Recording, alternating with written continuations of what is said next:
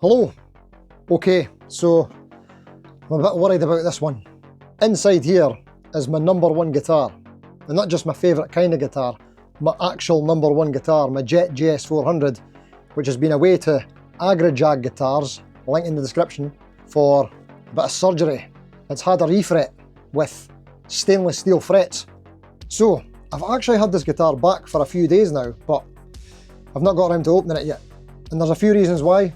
First is that I'm getting ready to go to 42 Gear Street 6 in a couple of days, so been super busy getting prepared for that. Link in the description for 42 Gear Street stuff. Number two is because I do YouTubey things, I kind of have to put the camera on so I could do first impressions of what I think about this. That's the plan for what's about to happen. And number three is I'm a little bit worried about the whole stainless steel frets thing. So my experience with stainless steel frets is that the first guitar I ever had with them on it was a Harley Benton Fusion 2, and straight away fell in love with stainless steel frets, or at least I thought I did.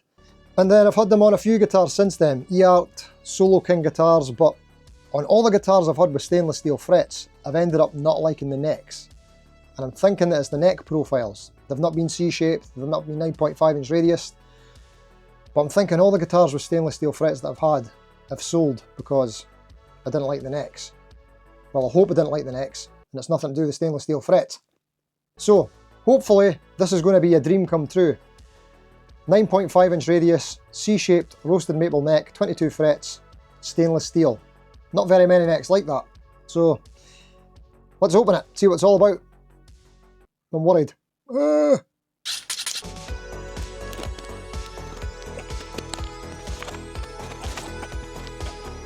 So that was well packed from the boys at Agrajag. Thank you very much, James. Hugely appreciated. So, I sent it in a hard case. That's what they recommend doing to ensure that it's kept in good condition for travel. And cost-wise, I think it cost me about £20 to send it insured, and it probably would have cost them about the same to send it back. Right, here we go, I'm nervous. I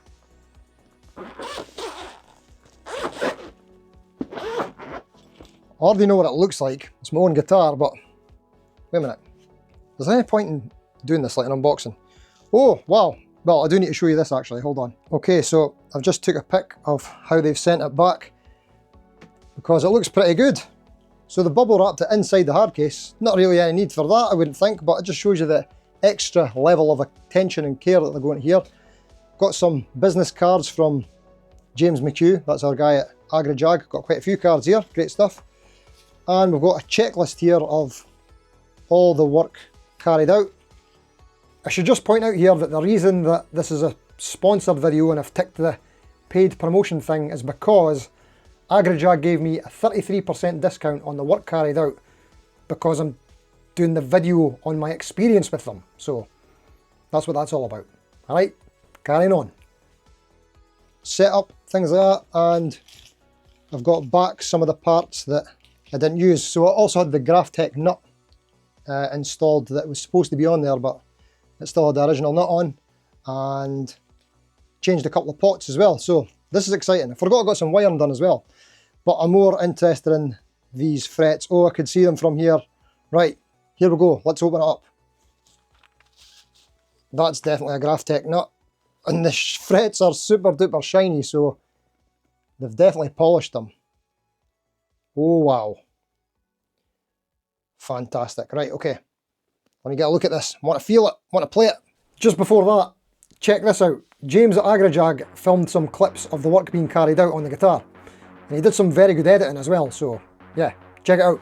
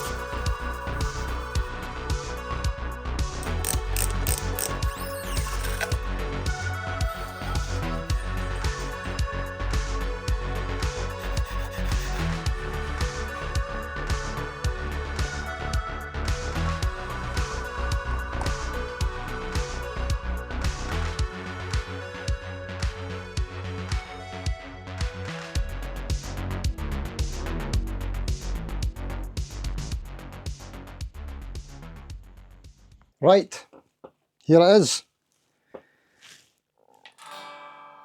Okay, need to tune it up. Got it set up with 9 to 42 strings. That's my preferred gauge. Whoa, it's a great start. Right, let's feel these fret ends. Okay, so that's how fret ends are supposed to feel on a guitar. Oh my god. Wow, that is an amazing job. I'll put up some close-up pictures of this, but these almost look like ball end frets to feel like it. Oh my god, they're so tidy. Right, I'll take some close-ups of this, like I said. So it's feeling good. Now, the ultimate test is the gig, because I fell in love with stainless steel frets, like I said before, on the Harley Benton guitars, and they felt fantastic for a while, but I felt when you play for a while, like long periods of time, my hand didn't enjoy the neck profile. So tonight's gig will be the ultimate test, because I'll be playing for like about 3 hours, about 2 1.5 hour sets. So if I don't get the hand fatigue and it still feels as great as it did before, then winner. Dream guitar, this'll be it.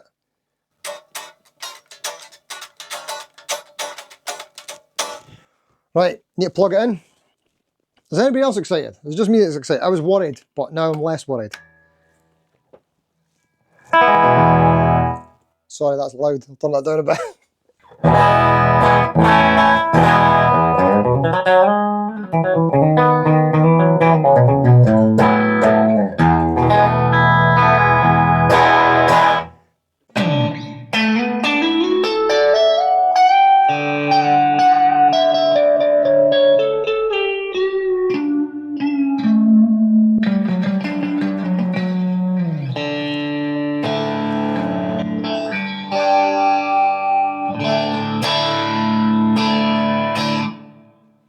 I can already tell, it feels really good.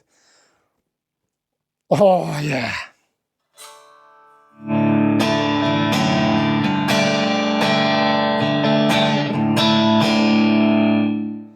The Jet guitar necks already feel fantastic. They're very Fender-esque. That's why the past few gigs I've been missing this guitar a lot, but I decided to take my 2 Fasley guitars because they've got the same neck. It's the same neck, same guitar. Fasley Finica guitars. I've got a Harley Benton ST Modern sitting there, ST Modern Plus. Could have took that to the gigs, but necks just don't feel as good as these Jet/Fender ones, to me. But oh, I can feel the difference in the stainless steel. I can.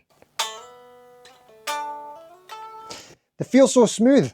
All the stuff I've loved about stainless steel frets in the past, just on the wrong fretboards for me. Wow. I'm feeling pretty good about this. So also, while it was at Agrajag, I had some of the electronics readdressed, changed from what it was originally, and I can already hear that's made a big difference. So hopefully now we'll have a push-push on the tone. Yeah! So this was a push-pull before, now it's a push-push, and this is bringing in the neck pickup to positions 5, 4, and 3, I suppose, but you don't really need that. That's what position 4 does, but let's hear that. So we'll go bridge, full humbucker with the neck.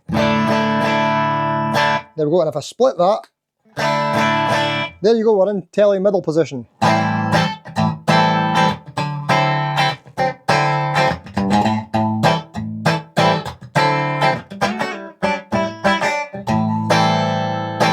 Love that, super cool.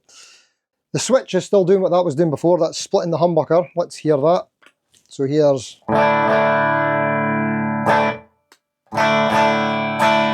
Yep, happy with that. Another thing that was changed was, I noticed the difference in this bridge humbucker from it was first installed to as I was gigging it more and more. It sounded like it was getting weaker or less bright. I don't know if that's possible for something to change. Maybe it was just my perception, but it sounded like something was changing.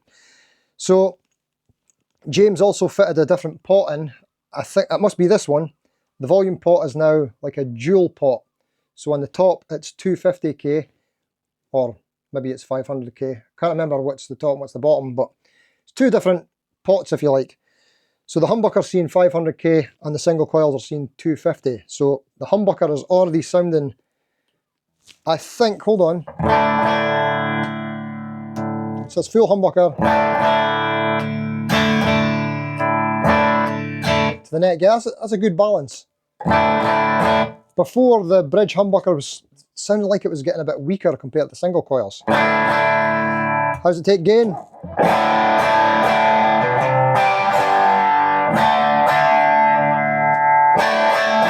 Yeah, I like it.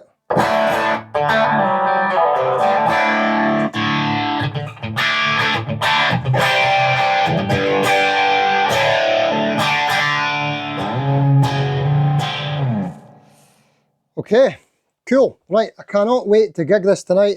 I'm going to change the strings on it. They obviously have to send it out with strings on, so James asked what gauge I prefer, 9 to 42. But it's not the brand that I would put on. I like my coated Elixir strings. But they have to send it with tension and strings on so that the setup is maintained from sending it from England up here to Scotland, or wherever you decide to get it sent from. Would I recommend this, by the way? So far it's looking like yes, massively. But, well, I mean, I've got no qualms with the work. All the work has been done that I asked for. He's even changed the nut. I thought I had a Graphtec nut on this already, but it turns out it wasn't changed. Now it's got a Graphtec nut on it, finally. Apologies for playing the same thing all the time.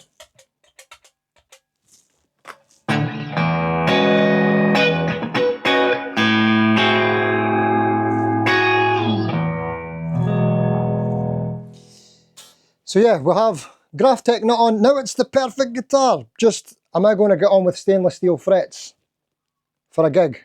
If it passes the gig test tonight, then we're sorted. This is it. Dream guitar, done. Oofed. So, the gig, it's a wedding tonight. I'm going to try and take you with me. So, it's sometimes hard to film things at weddings, but if I can, I will. So, let's go. Okay, apologies. I didn't manage to get any clips of the wedding gig.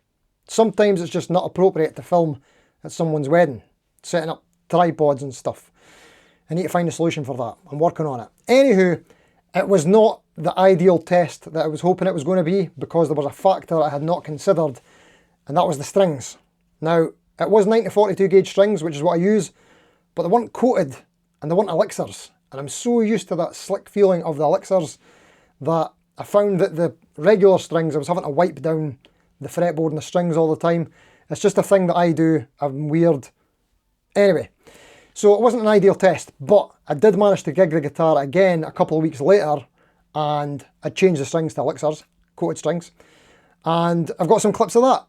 Apologies in advance, the audio is terrible, you can't even hear the guitar. I need to work on that too, but here's just some evidence that it was gigged with the stainless steel frets and strings on. Check it out.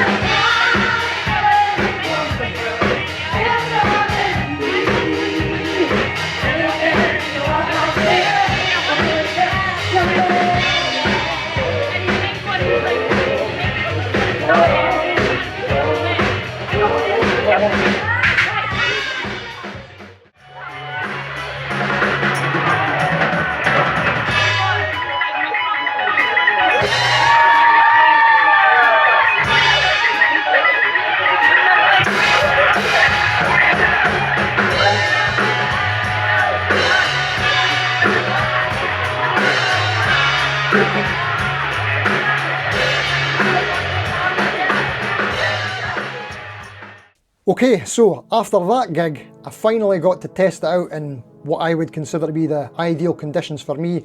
A full gig with my string gauge on it, all my worries and concerns about stainless steel frets, I'm not worried anymore. I love it. I'm totally sold. They just work on that neck and fretboard. That's my thing. It's the neck and the fretboard, not the frets. Stainless steel frets, I'd been using them on the wrong guitars for me previously, so yeah, it's all about the neck profile. That's what I thought. I'm happy about that. Okay, so would I recommend the Agrajag treatment for your guitar? Definitely, 100%. Awesome work, right? I cannot fault the work at all, but also the communication and how easy they were to deal with. James was in contact a few times to make sure that I was getting everything the way that I wanted it, so hugely appreciated for that. Also, the process of sending it, postage and packaging, that was no problem at all, getting it sent back. They recommend putting it in a hard case, good shout. I put it in like a foam soft case thing, it's pretty much the same thing. Secure. So yeah, totally would recommend it. I'll be back for more, just like Mr. John Robson, who I also want to thank for putting me on to Agrajag. John had the same treatment on his Jet JT350. I'll put a link in the description to his video, and that was what spurred the idea for me.